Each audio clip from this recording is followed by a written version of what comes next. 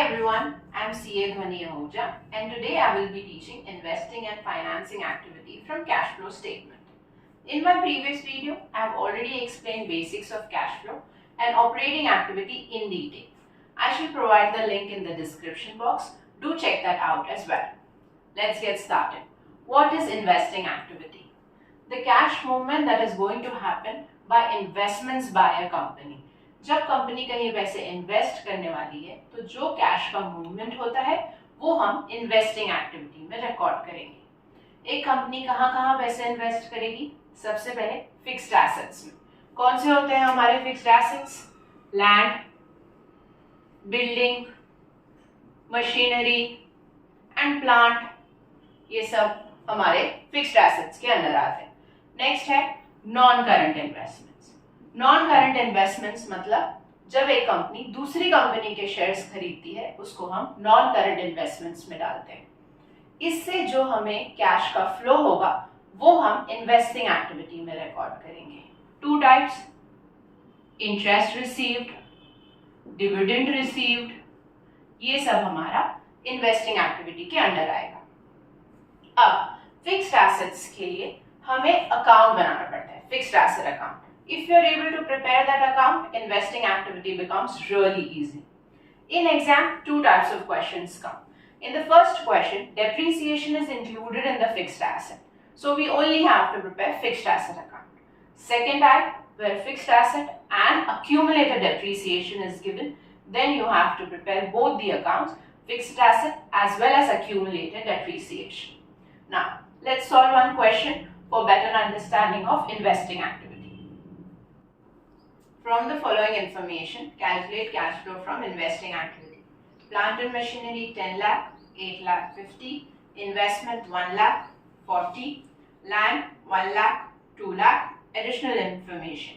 Depreciation charge on plant and machinery 50,000, plant and machinery with a book value of 60,000 was sold for 40,000, land was sold at a profit of 60,000, no investment was sold during the year.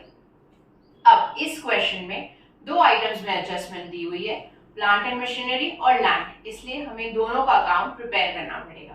First we have to start with working out, उसके बाद हमें main activity को solve करना है। Let's first make plant and machinery account.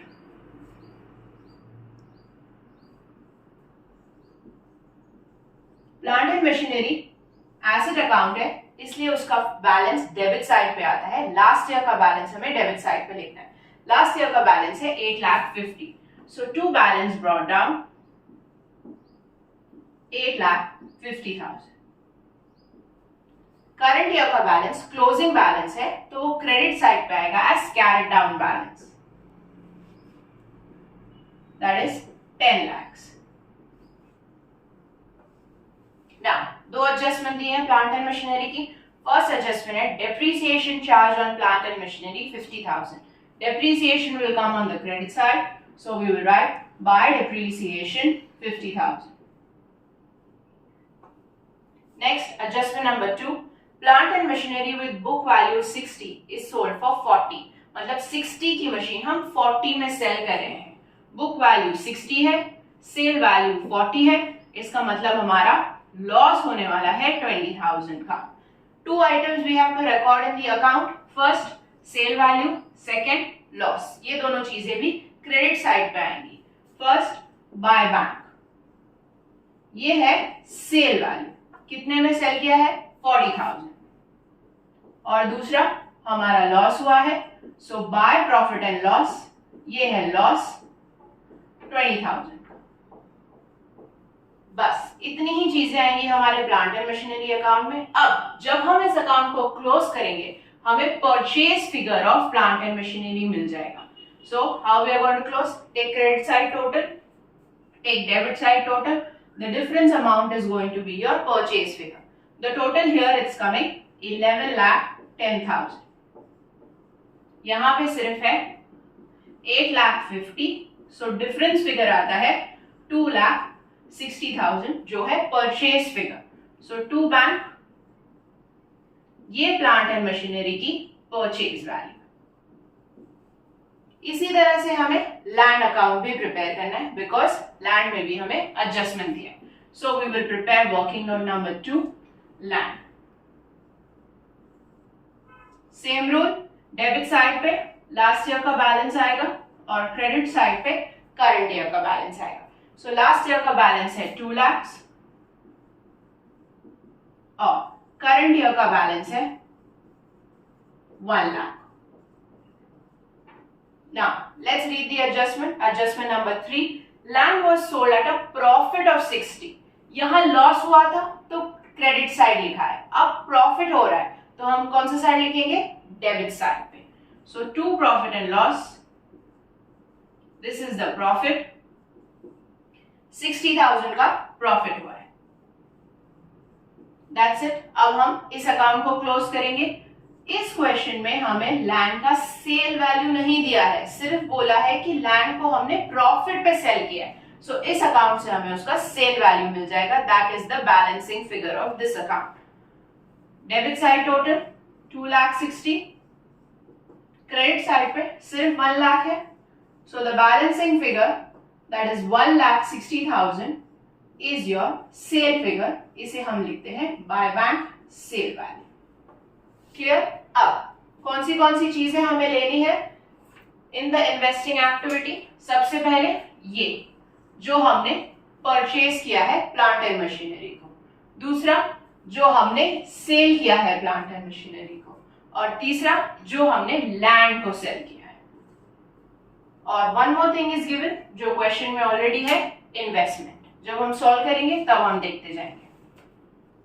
Now first we have to start with cash flow from investing activities.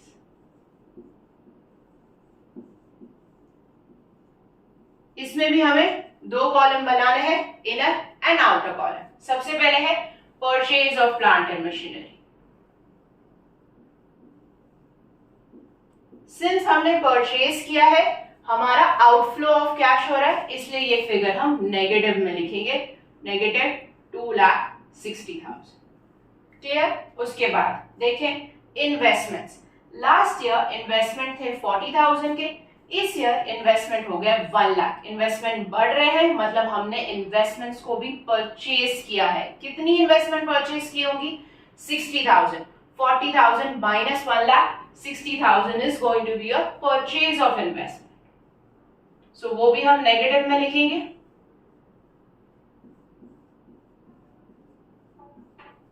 Next, हमने land को cell किया है.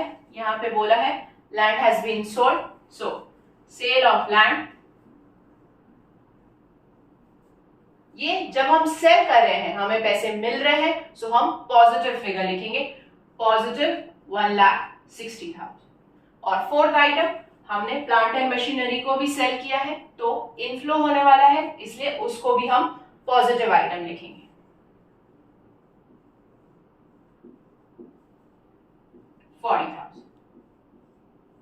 फाइनल जब हम इस आइटम का नेट करते हैं हमें आंसर मिलता है नेगेटिव 1,20,000.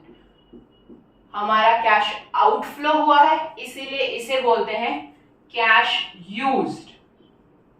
फ्लो नहीं होगा. फ्लो जब पॉजिटिव आंसर आएगा तब हम फ्लो वर्ड यूज करेंगे, जब नेगेटिव आंसर आता है तब हम यूज्ड वर्ड यूज करते हैं. तो हम लिखेंगे cash used in investing activities.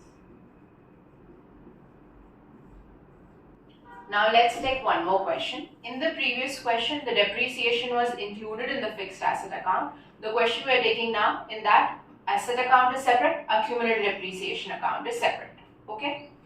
From the following information, calculate cash flow from investing activity. Machinery at cost 9,50,000, 10 lakh. Accumulated depreciation 1,10,000, 150. Patents 3 lakhs, 2 lakhs. Adjustments. During the year, machine costing 90 with accumulated depreciation 60 was sold for 50. Patents were written off 50,000 while a part of patents was sold at a profit of 40,000. अब इस question में हमें 3 accounts बनाने हैं, machinery, accumulated depreciation and patents account. So first we will start with working note, जिसमें हम machinery account बनाएंगे.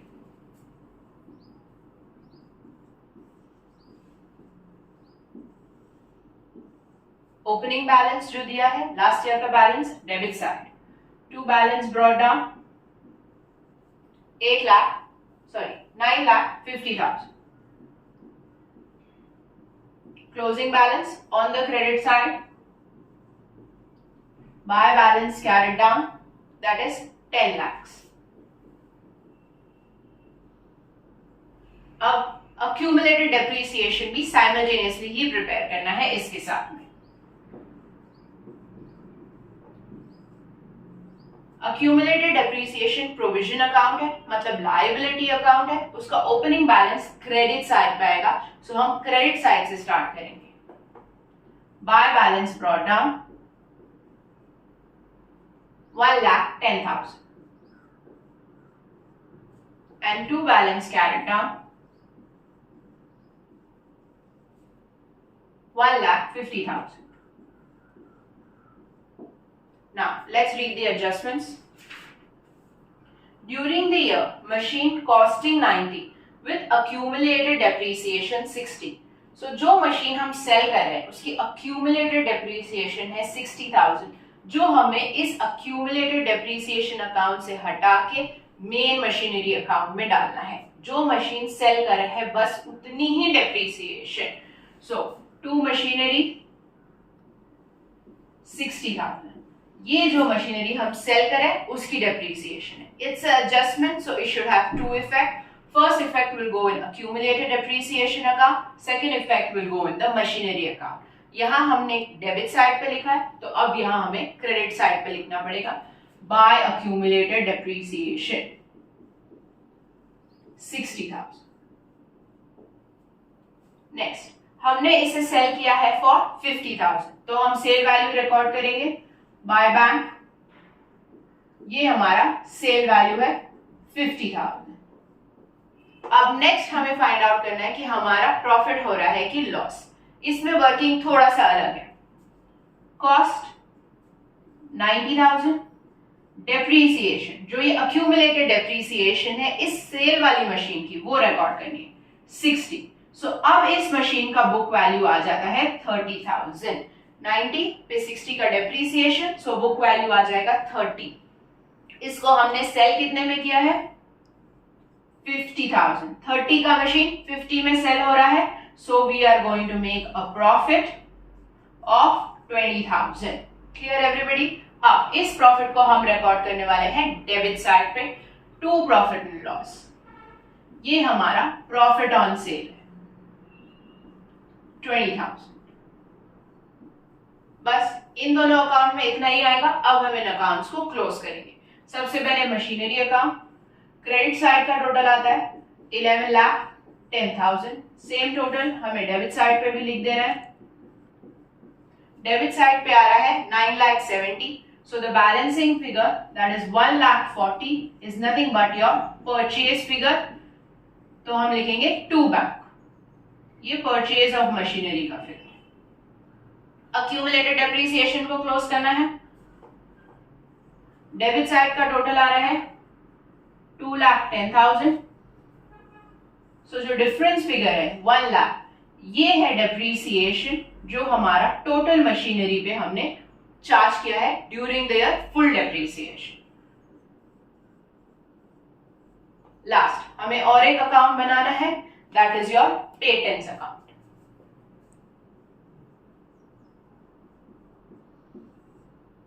Same with patents, debit side पे ओपनिंग बैलेंस, क्रेडिट साइड पे closing balance.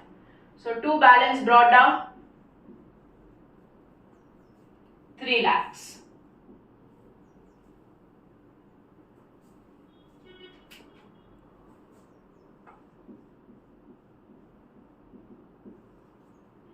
Closing balance 2 lakhs, credit side.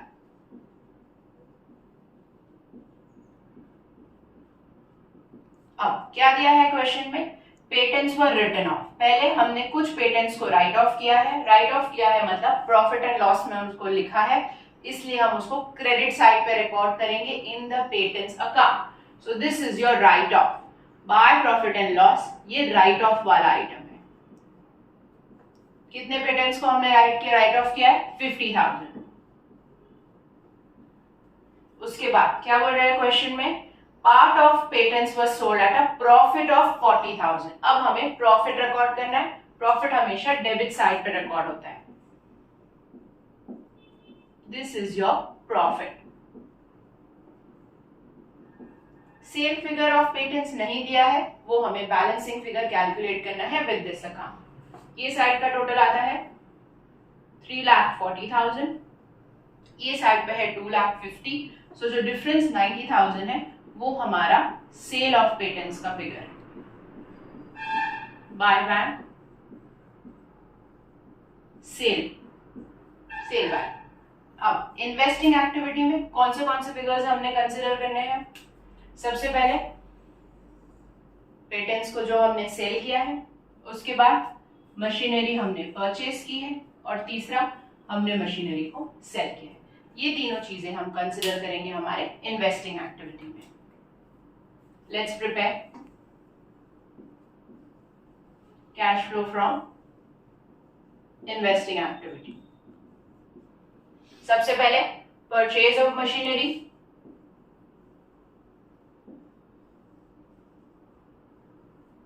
Purchase किया है so negative figure आएगा, outflow हो रहा है। उसके बाद सेल ऑफ पेटेंट्स किया है और सेल ऑफ मशीनरी, दोनों भी पॉजिटिव फिगर आएंगे। Sale of machinery positive 50,000, sale of patents 90,000। Final total जब हम तीनों का लेंगे 0 आ रहा है। Negative 140, positive 140, nil. आप 0 लिख सकते हैं या आप नील लिख सकते हैं, anything is fine. This is cash flow from investing activities. Now let's start financing activity. In this activity, cash flow from source of funds is going to come. What is source of funds? एक company जो पैसे race करती है company चलाने के लिए। कहाँ से एक कंपनी पैसे रेस करने वाली है? सबसे पहले issue of shares. Issue of shares में 2 types of shares are going to come. 1 equity shares, 2 preference shares. Next item, long term borrowings. Long term borrowings में 2 items again, debentures, bank loan. Company debentures issue कर सकती है या bank से loan बोरो कर सकती है। Third item, short term borrowings. Short term borrowings में also 2 items, bank overdraft and cash credit. ये सब आइटम्स हमारे आने वाले हैं फाइनेंसिंग एक्टिविटी में। These are the sources of funds with which company is going to raise money. Now, let's have a look at a question to understand this activity. From the following information, calculate cash flow from financing activity. Equity share capital 10 lakh, 9 lakh. Securities premium reserve 2 lakh 60, 2 lakh 50. 12% debentures 1 lakh, 1 lakh 50. Additional information, interest paid on debentures 18 lakhs. Up all these 4 items are going to come in financing activity. सबसे पहले equity share capital. Last year हमारा share capital था 9 lakh. इस year share capital है 10 lakh. Share capital बढ़ रहा है, मतलब 1 लाख वर्थ ऑफ शेयर्स हमने इशू किए। अगर हमने शेयर्स इशू किए हैं मतलब हमें पैसे मिले होंगे। It is going to be cash inflow. Okay, let's start solving now.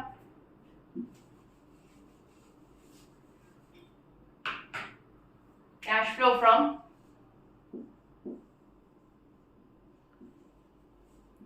Financing activity.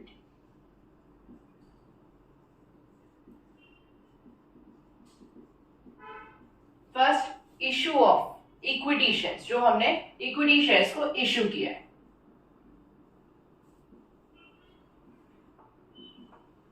Proceeds from issue of equity shares. Last year 9 lakh, this year 10 lakh, मतलब 1 लाख का इनफ्लो हुआ है। So we are going to write it positive figure. Next, securities premium reserve. Last year securities premium reserve था 2,50,000, इस year हो गया है 260।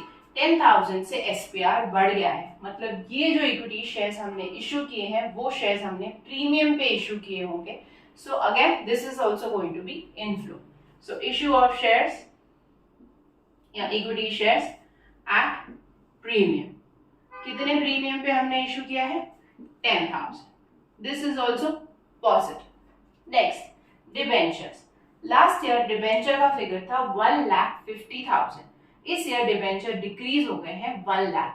मतलब हमने डिबेंचर्स को रिडीम किया है. रिडीम किया है मतलब हमने पैसे वापस दिए हैं, इसलिए डिबेंचर का वैल्यू कम दिख रहा है इन द बैलेंस शीट. सो कम दिख रहा है मतलब आउटफ्लो, पैसे गए हैं, redemption outflow. Okay, so redemption of debentures negative लिखना है, आउटफ्लो हो रहा है इसलिए 50,000. लास्ट आइटम जो एडजस्टमेंट का है वो भूलना नहीं है, वो सबसे इंपॉर्टेंट आइटम होता है. Interest paid on debentures. On debentures mandatorily you have to pay interest. So हमने वो इंटरेस्ट पे किया है. फिगर आपको क्वेश्चन में ऑलरेडी दिया है. अगर किसी क्वेश्चन में नहीं दिया होता है तो हमें उसे कैलकुलेट करना है. We will be solving such type of questions as well. अभी फिगर दिया है, एज इट इज लेना है. इंटरेस्ट पे किया है. पहली बात, डिबेंचर ही फाइनेंसिंग एक्टिविटी में आ रहा है तो उसका इंटरेस्ट भी फाइनेंसिंग एक्टिविटी में ही आएगा. So we are paying it, so it will be negative outflow. Interest paid on debentures negative 18,000. That's it. ये 4 आइटम ही है हमारे क्वेश्चन में. So final answer after doing the totaling comes to positive 42,000. This is cash flow. Cash flow from financing activity.